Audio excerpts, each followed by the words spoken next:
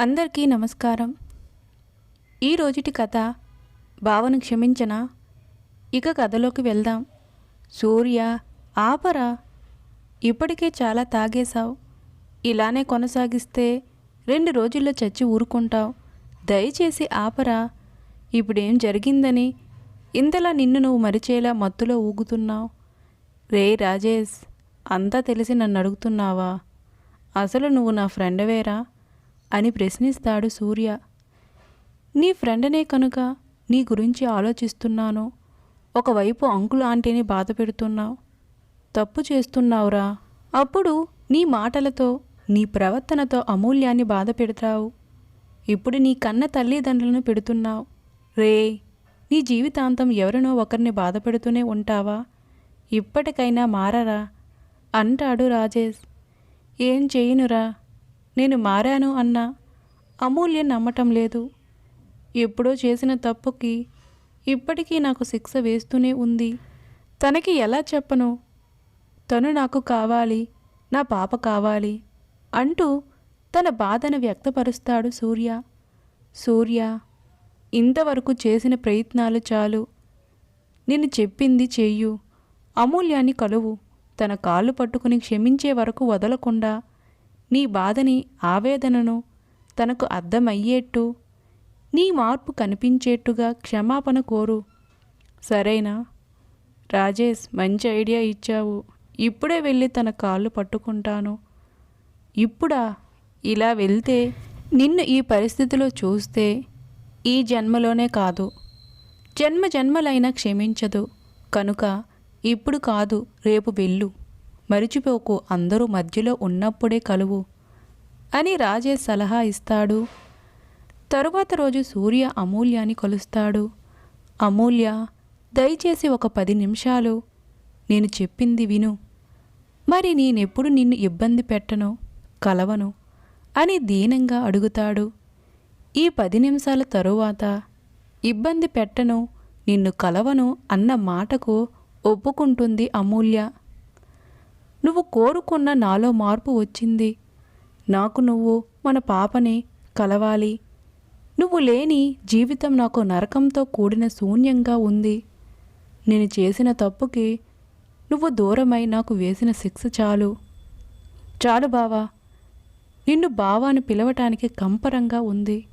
ఒకప్పుడు బావా అనే పిలుపులో ప్రేమ బంధం ఉండేది. ఇప్పుడు ఆ బంధం తెగిపోయింది. ప్రేమ చచ్చిపోయింది. మిస్టర్ సూర్య, మీకు నేను శిక్ష వేయటం కాదు, మీరే నాకు శిక్ష వేశారు. నా మెడలో తాళి కట్టి మనం కలవటం అనేది ఈ జన్మకు జరగదు. ఇక మీరు వెళ్ళొచ్చు. ఎందుకు పదే పదే నా వెంటపడి హింసిస్తారు? ఒకసారి బంధం తెగిన తరువాత ముడిపడటం చాలా కష్టం. అమూల్య, దయచేసి అలా మాట్లాడుకు. ఉరిశిక్ష పడిన ఖైదీకైనా ఒక అవకాశం ఇస్తారు. మరి మీ బావకి ఒక అవకాశం ఇవ్వవా అంటూ అమూల్య కాలు పట్టుకుంటాడు. నన్ను క్షమించు అమూల్య, నన్ను క్షమించు. నువ్వు లేని జీవితం నేను జీవించలేకపోతున్నా అంటూ ప్రాధేయపడతాడు. చుట్టూ అందరూ అమూల్య సూర్య వైపు చూడటంతో అమూల్యకి ఇబ్బందిగా ఉంటుంది. లెగండి సూర్య అంటూ సూర్యని అక్కడి నుండి దూరంగా తీసుకువెళ్తుంది. ఏంటి సూర్య, కాళ్ళు పట్టుకున్నంత మాత్రాన క్షమిస్తాననుకున్నావా? నువ్వు అన్న ఆ ఒక్క మాటకి నా మనసు ముక్కలైపోయింది.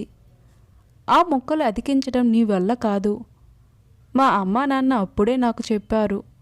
సూర్య ఒక అమ్మాయిని ప్రేమించాడు. నీ మీద మనసు లేని వ్యక్తిని నువ్వెలా పెళ్లి చేసుకుని సుఖంగా ఉంటావు అన్న ఒక్క మాటకి నేను ఇచ్చిన సమాధానం ఏంటో తెలుసా? ఆ అమ్మాయి బావని మోసం చేసి వెళ్ళిపోయింది. వెళ్ళిపోయిన అమ్మాయిని గురించి బావ ఎన్ని రోజులు ఆలోచించగలడు? త్వరలోనే అంతా మరిచి నాలో తనపై ఉన్న ప్రేమని అర్థం చేసుకుని తన మనసులో చోటిస్తాడు అని పట్టుపట్టి కేవలం నీపై నాకున్న ప్రేమ వలన ఇష్టపడి ఏరుకోరి నిన్ను చేసుకుని వాళ్ళ మాటని కాదన్నందుకు నాకు మంచి గుణపాఠం నేర్పావు. నీ ప్రతి మాటలో వేసిన అడుగులో తోడుగా ఉంటానని కోరుకున్న నా కలలకి, ఆశకి తీరని లోటు చేశావు. నువ్వు తప్పు చేసి నాకు శిక్ష వేశావు. శౌర్య నాన్న అని అడిగిన ప్రతిసారి నిన్ను చూస్తూ బతుకుతున్నా. మీ నాన్న దుబాయ్లో ఉన్నాడనే అబద్ధం చెప్పుకుంటూ వచ్చా. అయినా నేను అంటే ఇష్టం లేనప్పుడు తాగిన మైకంలో నాతో పడుకున్నావు. దాంతో నేను ప్రెగ్నెంట్ అయ్యానని తెలిసి ఏమన్నావు? ఒక రాత్రి నా పక్కన పడుకున్నందుకు వచ్చిన కడుపు గురించి ఆరాటపడుతున్నావు అని అబార్షన్ చేయించుకోమన్నావు కదా. మరి ఇప్పుడెందుకు ఈ బిడ్డ గురించి నీ ఆరాధన లేని ప్రేమను కురిపిస్తున్నావు? శౌర్య నా బిడ్డ, దాంతో నీకు సంబంధం లేదు. ఏ రోజైతే ఈ కడుపును కడిగించుకోమన్నావో అప్పుడే తండ్రిగా నువ్వు చచ్చిపోయావు. అమూల్య, అలా అనకు.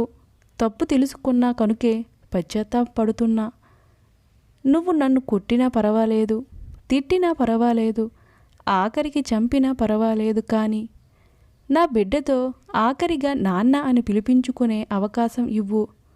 అమూల్య, ఒక అవకాశం ఇస్తే నీ కాళ్ళ దగ్గర పడి ఉంటాను అన్న అమూల్య కోపంతో ఉంటుంది. దాంతో సూర్య తన పాకెట్లో ఉన్న కత్తిని తీసి తన చేతిపై పెట్టుకుంటాడు. అమూల్య, నన్ను క్షమించవా? సరే, ఆ రోజు నీపై ఇష్టం లేకుండా తాగిన మత్తులో ఎందుకు అలా చేశాననే కోపంతో నా నోట అలాంటి మాటలు వచ్చాయి. అది నేను చేసిన పెద్ద తప్పు. ఆ రోజు నాకు అర్థం కాలేదు. కానీ నువ్వు నన్ను వద్దనుకుని వెళ్ళిన నుంచి తప్పు చేశాననే ఫీలింగ్ నన్ను అనుక్షణం వెంటాడుతుంది.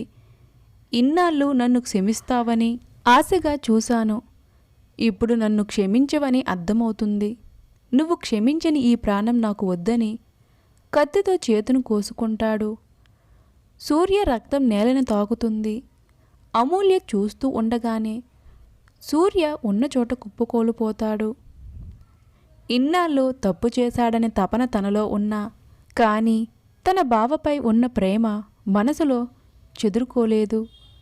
వెంటనే తన బావను, ఎంత పని చేశావు బావా, నీ తప్పుకు ఈ శిక్ష వేసుకుంటావా అని ఏడుస్తూ ఆసుపత్రికి సూర్యని తీసుకుని వెళ్తుంది. లోపల సూర్యనికి ట్రీట్మెంట్ జరుగుతుంది.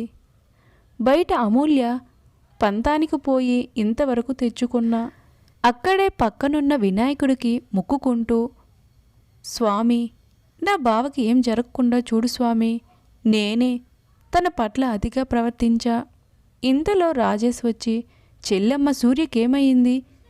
నిన్ను కలిసి క్షమాపణలు అడుగుతానన్నాడు, కలిశాడా? ఆ అన్నయ్య కలిశాడు అని జరిగిందంతా చెబుతుంది అమూల్య.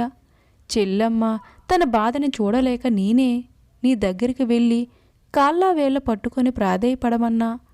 పాపమమ్మ, వాడు నిన్నే ఆరాధిస్తూ గడుపుతున్నాడు. నువ్వు వదిలి వెళ్ళిన నుంచే అంధకారంలో బతుకుతున్నాడు. దయచేసి ఇప్పటికైనా క్షమించు అంటాడు రాజేష్. అమూల్య తన అంగీకారాన్ని ఏడుస్తూ మౌనంతో తలదించుకుంటుంది. ఇంతలో నర్సు వచ్చి పిలవటంతో లోపలికి వెళ్తారు. రక్తం అధికంగా పోవటం వలన మనిషి కోలుకోవడానికి కొంచెం టైం పడుతుంది. హీ ఈజ్ సేఫ్ అంటారు డాక్టర్. దాంతో అమూల్యకి పోయిన ప్రాణం తిరిగొచ్చినట్టు అయ్యింది. కొంత సమయం ట్రీట్మెంట్ తరువాత సూర్య కళ్ళు తెరుస్తాడు. బావా, ఏంటిది? నీ మార్పు కోరుకున్నా కానీ నీ రక్తం కళ్ళు చూడాలని అనుకోలేదు. నీపై ప్రేమతో పెద్దలను కాదని భార్యగా నీకు ఇష్టం లేకపోయినా తాళి కట్టించుకున్నా. ఎందుకో తెలుసా? ఎప్పటికైనా నా ప్రేమను మనసును అర్థం చేసుకుంటావని. ఆ రాత్రి నువ్వు మందు తాగి వచ్చి ఏమన్నావో తెలుసా? అమూల్య, ఏంటి అలా చూస్తున్నావు? నన్ను చూస్తే పచ్చి తాగుబోతులా కనిపిస్తున్నానా? నన్ను ఒక అమ్మాయి మోసం చేసింది. ఆడదాని చేతిలో మోసపోయాను. తనని ఎంత ప్రేమించానో తెలుసా? పెళ్లి చేసుకొని బాగా చూసుకోవాలని ఎంతో ఆశపడ్డానో తెలుసా? నా ఆశలన్నీ కుప్పకూలిపోయేలా చేసింది. మీ అమ్మాయిలంతా ఇంతేనా? కానీ మా అబ్బాయిలు ఒకసారి మనసు ఇచ్చారంటే ప్రాణం ఇస్తారు తెలుసా? తనకి నా మనసు ఇచ్చి నా మదిలో గూడు కట్టుకున్న తన కోసం అంటూ తనని ఎంత ప్రేమించానో తెలుసా అని తూలుతూ మంచంపై పడ్డావు బావా. ఎందుకలా బాధపడుతున్నావు అని అన్న నన్ను నీలిమ అంటూ దగ్గరికి తీసుకున్నావు. నీ కళ్ళతో మాయం చేసి నన్ను మాట్లాడనివ్వకుండా చేసి నాకు దగ్గరయ్యావు. ఆ రాత్రి నాకు మరిచిపోలేనిదిగా నిలిచింది. కానీ నువ్వు తాగిన మైకంలో జరిగిన దానితో సంబంధం లేదు, అబార్షన్ చేయించుకో అన్నావు. నా బావలో దీంతో మార్పు వస్తుందని ఎంతో ఎదురు చూస్తున్న నాకు నువ్వు అబార్షన్ అనే మాటతో నీపై ద్వేషాన్ని నింపుకునేట్టుగా చేశావు. ఆ క్షణమే ఈ బంధానికి విలువ లేదు అనిపించి దూరమయ్యా. నీకు ఇన్నాళ్ళు దూరమై నా బరువును కడుపులో ఉన్న మరొక ప్రాణాన్ని మోస్తూ నరకయాతన పడుతూ ఒక ఆడపిల్లకు జన్మనిచ్చి ఒంటరిగా ఎన్నో అవమానాలు, కష్టాలు, కన్నీళ్లు చూసుకుంటూ గడిపా తెలుసా అంటూ తన బాధని కన్నీళ్ల రూపంలో దించుతుంది అమూల్య. ఇంతలో శౌర్య వచ్చి, అమ్మా నువ్వు ఎందుకు హాస్పిటల్కి వచ్చావు? ఈయన ఎవరు అని అడుగుతుంది. శౌర్య, మీ నాన్న నాన్న అంటూ చెయ్యి పట్టుకుని కేరింతలు వేస్తూ మా నాన్న వచ్చేశాడు. సూర్య శౌర్యని తన కేరింతలను చూసి ఇన్నాళ్ళుగా తన చిన్ని తల్లిని దూరంగా ఉన్నానని బాధ ఒక్కసారిగా మరిచి పట్టలేనంత ఆనందంగా ఉంటాడు. అలా సూర్య అమూల్య దగ్గరై శౌర్యని అపురూపంగా చూసుకుంటారు. కథ సమాప్తం. ఈ కథ మీకు నచ్చిందని అనుకుంటున్నా. నచ్చితే మీ అమూల్యమైన అభిప్రాయాన్ని కామెంట్ బాక్స్ ద్వారా తెలపండి. Please watch my videos, like, share and subscribe.